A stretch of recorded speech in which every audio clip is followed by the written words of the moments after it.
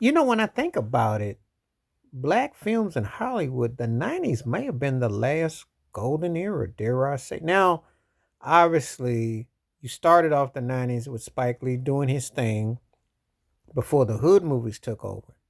So obviously when you had movies based on Boys in the Hood, Men's Society, New Jersey Drive, and then in between you had New Jack City,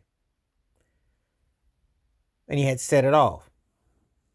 But then you had films like Friday, and then you had Love Jones, and then you had Soul Food. You had Eve's Bayou. You had a interesting plethora of different types of films.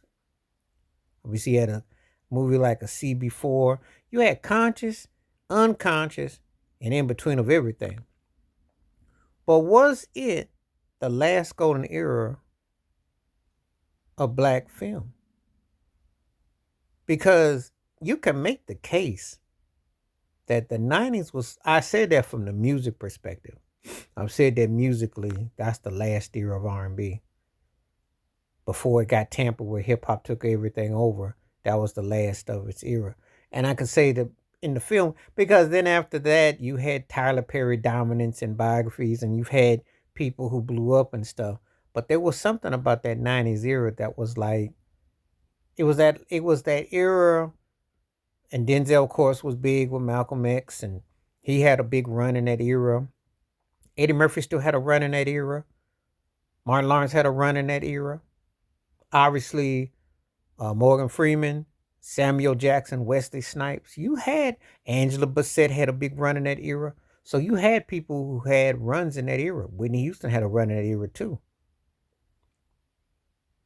So before the rappers took everything over, you know, Ice Cube had a big run at making movies in the 90s too.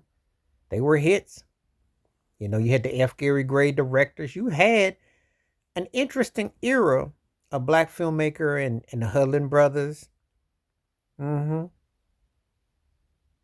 You had you had an interesting era. You still had Robert Townsend still making his works in the 90s. You still had James Earl Jones in movies.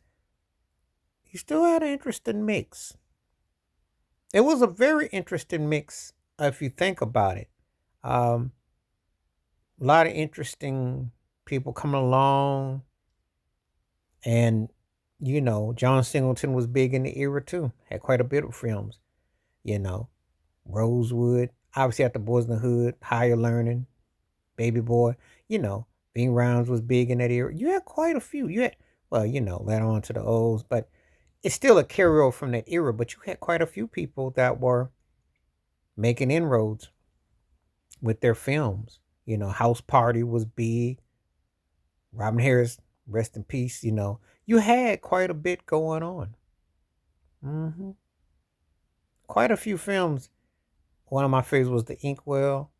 Lawrence Tate had a big run in the 90s as well. Besides Men in Society and so on and so forth. And Love Jones, and then Why Do Fools Fall in Love? And then Vivica Fox, Vanessa L. Williams. You had a lot going on. Obviously, Holly Berry was big then. Halle Berry had a big run. Neil Long did. You can think about a lot of people.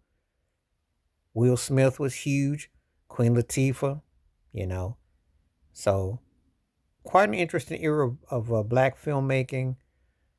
But the question is, was the 90s the last golden era of black filmmaker in Hollywood? And that's a basic question. I'm just curious what people think. Please hit like, subscribe, work on thoughts, comments, and I do respond. Thank you. Wash your hands, keep your mind clear, watch out for another. Share the video if you like, and hit that membership, because when you do requests like this, I bring forth. Stay safe, stay blessed, stay woke, stay free. I'm out one time. Peace.